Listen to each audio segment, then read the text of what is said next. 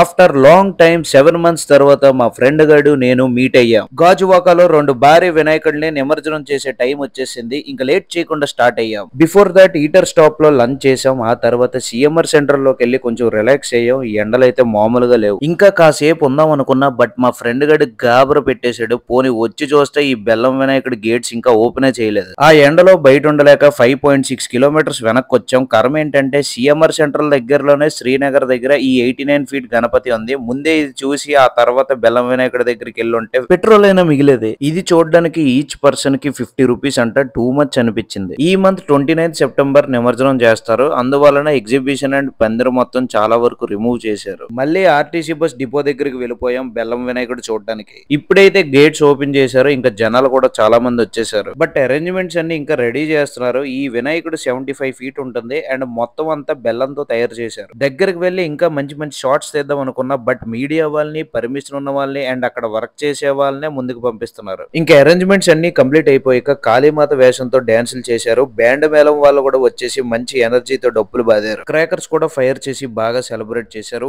ఆ తర్వాత 50 కేజీ లడ్డు వేలంపాటు పాడారు. 5,000 రూపీస్ నుండి మొదలు పెడితే 14,30,300 రూపీస్ వరకు వెళ్ళింది. అండ్ ఈ బెల్లం వినాయకుడికి గిన్నిస్ బుక్ వరల్డ్ రికార్డ్ కూడా వచ్చింది. ఈ బెల్లం అంతా కరిగించి ప్రసాదంగా పంచుతారని చెప్పారు. బట్ ఏవో రీజన్స్ వల్ల చేయలేదు. చిన్న వినాయకుడిని నిమజ్జనం చేశారు.